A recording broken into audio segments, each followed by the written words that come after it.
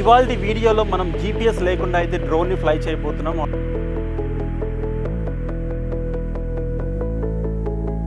దగ్గర 6 నిమిషాలు మనం స్ప్రే చేసామండి. ఒక ఫుల్ ట్యాంక్ కూడా స్ప్రే చేసి కూడా మళ్ళీ ఇంకా ఎక్కువసేపు ఫ్లై చేసాము. కొద్దిగా ఇంట్రెస్టింగ్గా ఉంది, చెప్పాలంటే కొద్దిగా రిస్కీగా కూడా అనిపిస్తుంది.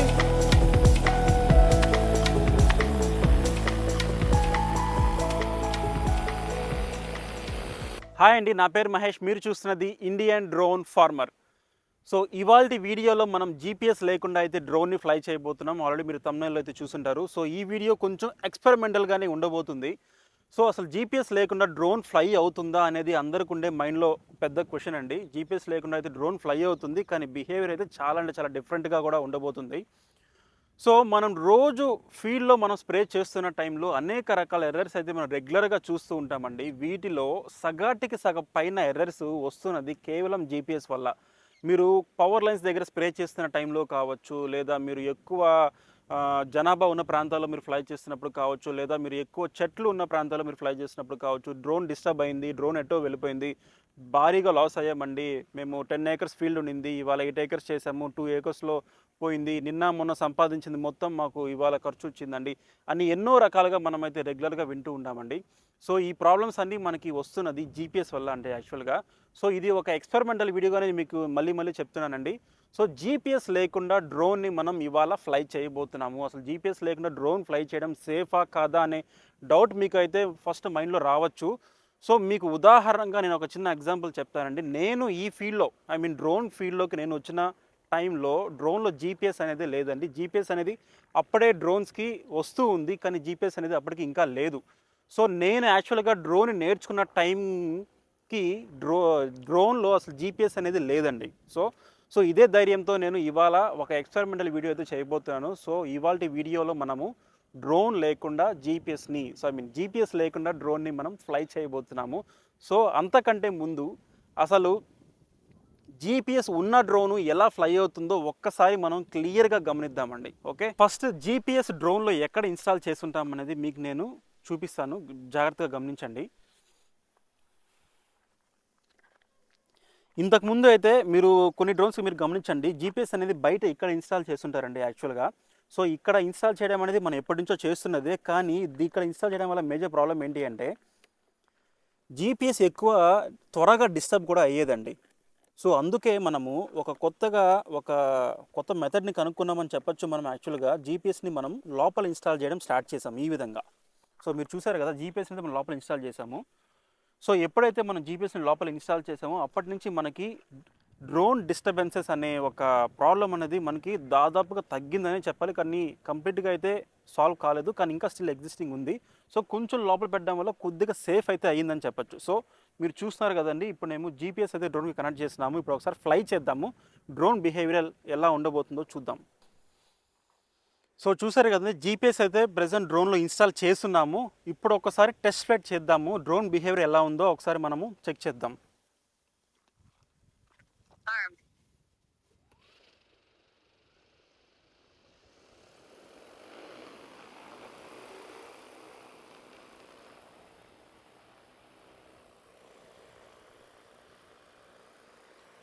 సో చూస్తున్నారు కదండి, డ్రోన్ని నేను ఫ్లై చేసి ఒక లొకేషన్ దగ్గర నేను హోవర్ చేస్తున్నాను ఒకే ప్లేస్లో. డ్రోన్ అయితే కదలకుండా అక్కడే ఫ్లై అవుతుంది. ఈవెన్ దో సడన్గా ఏదైనా గాలి వచ్చినా సరే డ్రోన్ డీవియేట్ అవ్వకుండా అక్కడే ఫ్లై అవుతుంది. ఇఫ్ ఇన్ కేస్ డీవియేట్ అయినా సరే మళ్ళీ సేమ్ లొకేషన్కి వచ్చి ఫ్లై అవుతుంది.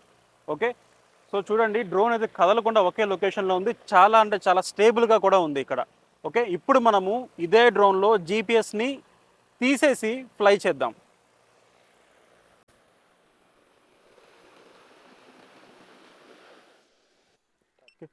సో చూసారు కదండి, జీపీఎస్ ఉన్న డ్రోన్ ఎలా ఫ్లై అయిందో చూసాము. చాలా అంటే చాలా స్టేబుల్గా ఉంది. ఇప్పుడు మనం డ్రోన్లో జీపీఎస్ తీసేస్తున్నాం.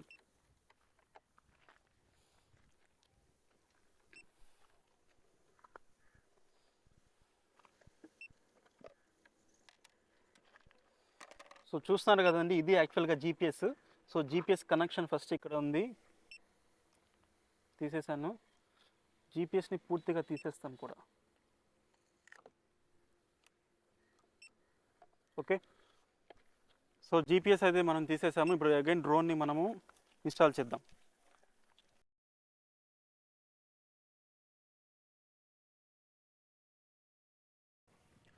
సో చూస్తున్నారు కదండి, ప్రజెంట్ డ్రోన్ యొక్క జీపీఎస్ అయితే ప్రజెంట్ నా చేతిలో ఉంది. సో ఇప్పుడు మనం డ్రోన్లో జీపీఎస్ లేకుండా ఫ్లై చేయబోతున్నాము. సో ఒక ముఖ్యమైన విషయం అండి, ఎవరు కూడా మీ యొక్క డ్రోన్స్లో జీపీఎస్ తీసేసి ఇప్పుడు నేను ఫ్లై చేసిన విధంగా అయితే ఫ్లై చేయొద్దండి. ఇది ఒక ఎడ్యుకేషన్ పర్పస్ కోసమే. అసలు డ్రోన్లో జీపీఎస్ ఫెయిల్ అయినప్పుడు, జీపీఎస్ డిస్కనెక్ట్ అయినప్పుడు, లేదా డ్రోన్ డిస్టర్బ్ అయినప్పుడు డ్రోన్ ఎలా బిహేవ్ చేస్తుంది అని మీకు చూపించడానికి చిన్న ఒక ఎక్స్పెరిమెంటల్గా ఈ వీడియో చేస్తున్నాము. ఓకే, సో ఇప్పుడు మనము జీపీఎస్ లేకుండా డ్రోన్ ఫ్లై చేయబోతున్నాం. చూడండి, చాలా అంటే చాలా వింతగా ఉండబోతుంది. సో మీరు ఫస్ట్ గమనించారా, ఇక్కడ కానీ మీరు కానీ గమనిస్తే చెక్ చేయండి, డ్రోన్కి వెనక మనకి రెడ్ కలర్ బ్లింక్ అవుతుంది. నార్మల్గా మనకి ఓన్లీ గ్రీన్ కలర్ మాత్రమే బ్లింక్ అవుతుంది. ఇప్పుడు చూడండి, రెడ్ కలర్ బ్లింక్ అవుతుంది. దానికి అర్థం ఏంటి అంటే జీపీఎస్ డిస్కనెక్ట్ అయింది అని మనం చూడొచ్చు. సో మీకు మొబైల్లో కానీ చూస్తే మీరు మొబైల్లో కూడా గమనించవచ్చు. చూడండి, ఇక్కడ జీపీఎస్ ఈస్ డిస్కనెక్టెడ్ అని చెప్తుంది స్క్రీన్ పైన.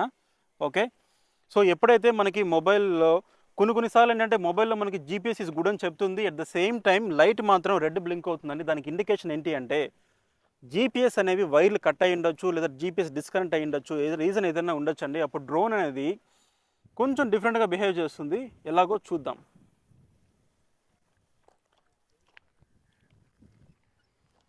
సో చూస్తున్నారు కదండి, జీపీఎస్ లేకుండా డ్రోన్ని నేను టేకాఫ్ చేయబోతున్నాను. దయచేసి ఎవడు భయపడద్దండి. చాలా అంటే చాలా స్మూత్గానే టేకాఫ్ అయింది.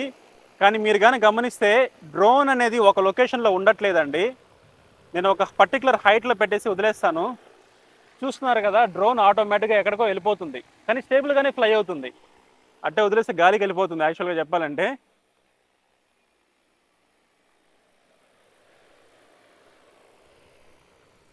డ్రోన్ అయితే స్టేబుల్గా ఫ్లై అవుతుంది, కానీ ఒక లొకేషన్లో స్టేబుల్గా ఉండట్లేదండి. చూడండి, మీరు బాగా గమనించవచ్చు. సో యాక్చువల్గా గాలి ఎటుపక్క అయితే వీస్తుందో డ్రోన్ కూడా గాలితో పాటు పోతూ ఉందన్నమాట.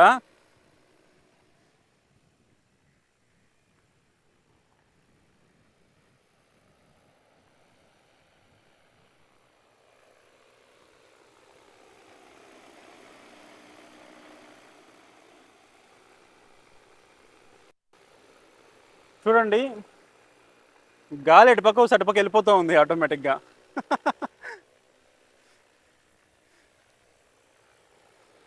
సో మళ్ళీ చెప్తున్నానండి, దయచేసి ఎవరు కూడా ఇలాంటి ఎక్స్పెరిమెంటల్ వీడియోని అయితే ఎక్స్పెరిమెంటల్ మీ డ్రోన్లో అయితే మీరు చేయొద్దండి. సో ఇప్పుడు ముందుకి వెనక్కి మనం ఒకసారి ట్రై చేద్దాం ఎలా ఉండబోతుంది.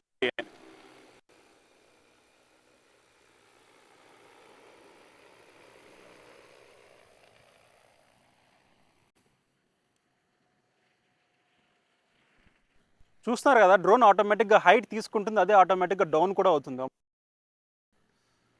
చూసారా, డ్రోన్ చాలా అగ్రెసివ్గా ఉందండి, అంటే చాలా స్పీడ్ తీసుకుంటుంది. ఈవెన్ దో నేను చిన్నగా మూవ్ చేస్తున్నా సరే.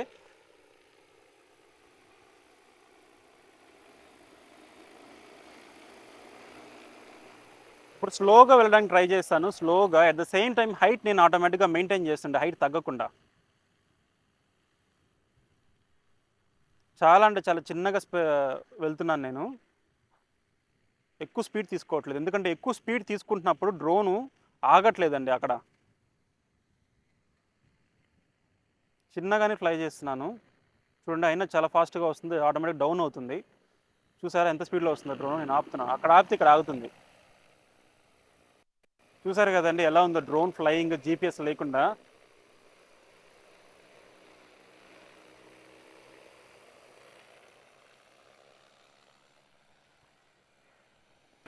యాక్చువల్గా మీకు డ్రోన్ ఫ్లయింగ్ ఎంత బాగా వచ్చనేది ఇప్పుడు ఈ టైంలో ఇక్కడ తెలిసిపోతుందండి.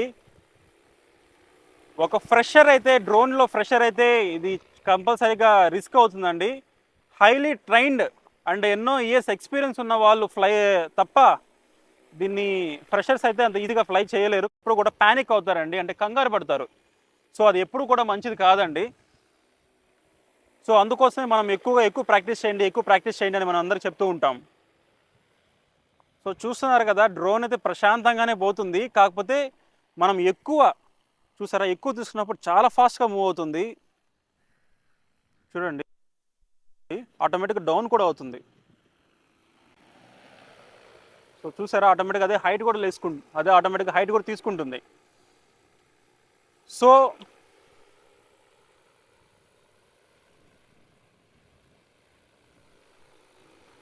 డ్రోన్ ల్యాండ్ చేయడానికి ట్రై చేస్తాను.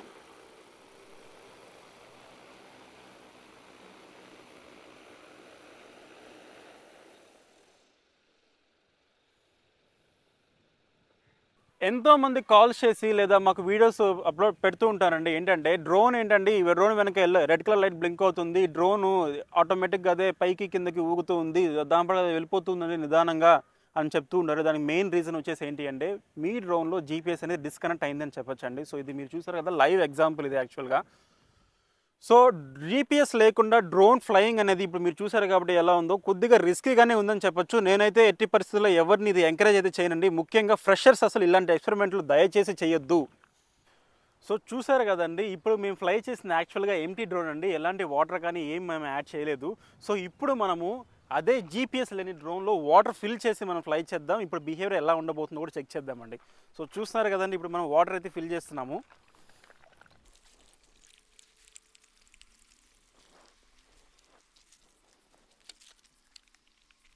సో ఫుల్ ట్యాంక్ అయితే చేసామండి. ఇప్పుడు ఫ్లై చేద్దాం ఎలా ఉండబోతుంది అనేది. సో ఫస్ట్ ఒకసారి నేను స్ప్రే తీస్తాను.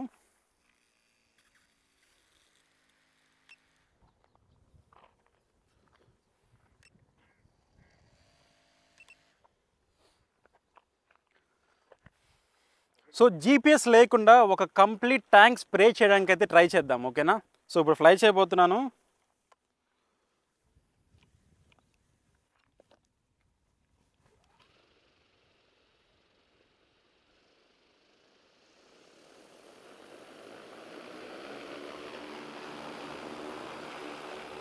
సో చూస్తున్నారు కదండి, జీపీఎస్ లేకుండా అయితే నేను ఇప్పుడు డ్రోన్ని ఫ్లై చేస్తున్నాను విత్ ఫుల్ ట్యాంక్తో.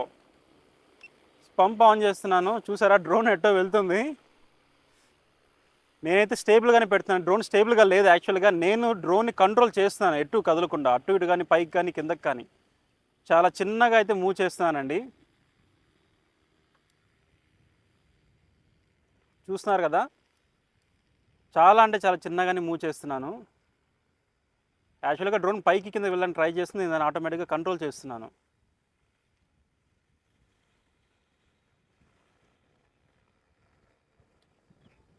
ఎక్కువ స్పీడ్ తీసుకోవట్లేదు. ఏమాత్రం కొంచెం ఎక్కువ స్పీడ్ తీసుకున్నా డ్రోన్ అనేది టూ ఫాస్ట్ అయిపోతుందండి. చూడొచ్చు మీరు.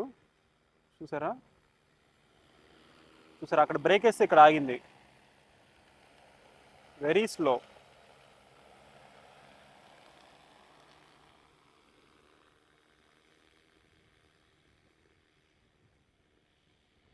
సో నేను స్లో చేసుకుంటున్నాను.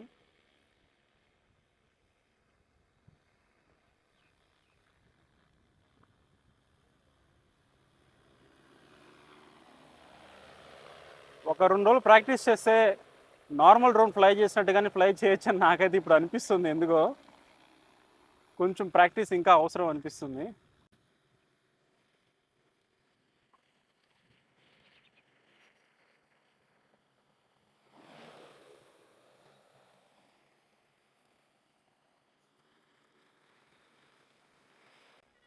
నేనే మూవ్ చేస్తున్నాను. డ్రోన్ గాలికి అయితే ఏం కదలట్లేదు. ఇప్పుడైతే నేనే మూవ్ చేస్తున్నాను. డ్రోన్ ఎప్పుడైతే స్పీడ్ తీసుకుంటుందో నేను దాన్ని ఆటోమేటిక్గా కంట్రోల్ చేసేస్తానండి, స్లో చేసేస్తాను అనమాట. సో అందుకోసమే మీరు స్క్రీన్ పైన డ్రోన్ స్టేబుల్గా వేగడం మీరు చూడొచ్చు.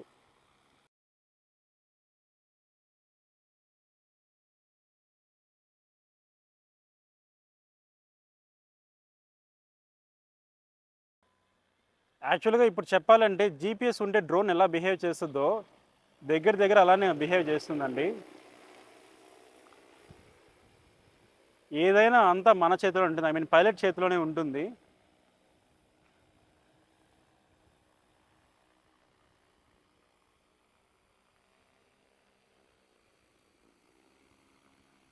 ఓకే, సో చూసారా యాక్చువల్గా ఇక్కడ మనకి ట్యాంక్ అయితే కంప్లీట్ ఖాళీ అయ్యింది, కానీ మనకి డ్రోన్ అయితే ఎలాంటి ఇండికేషన్ మనకైతే ఇవ్వలేదండి ఇక్కడ. సో మీరు చూడొచ్చు, ట్యాంక్ అయితే ఖాళీ అయింది కానీ స్టిల్ డ్రోన్ ఫ్లై అవుతుంది. మనకి ఇండికేషన్ కూడా ఏమి రాదండి, ఏం రాలేదు.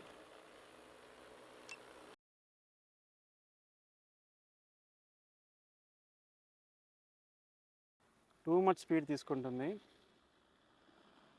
చాలా ఇంట్రెస్టింగ్గా కూడా ఉంది చెప్పాలంటే. జీపీఎస్ లేకుండా డ్రోన్ ఫ్లై చేయడం కొంచెం ఛాలెంజింగ్గానే ఉంది.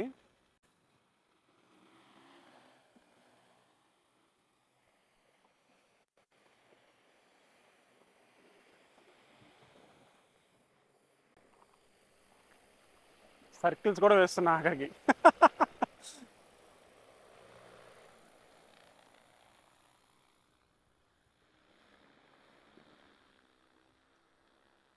కానీ ఎక్కువ స్పీడ్ అయితే తీసుకోవట్లేదు. ఓకే, ఇంకా ల్యాండ్ చేద్దాము.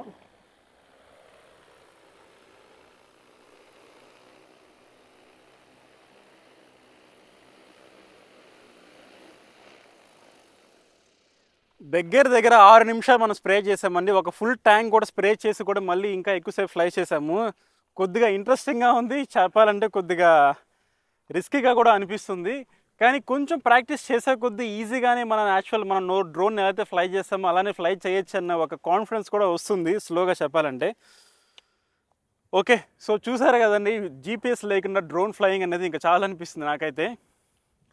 సో నేనైతే ఎట్టి పరిస్థితుల్లో ఇది ఎంకరేజ్ చేయనండి. జస్ట్ ఇది ఒక అవేర్నెస్గా క్రియేట్ చేస్తున్నాం ఈ వీడియోని.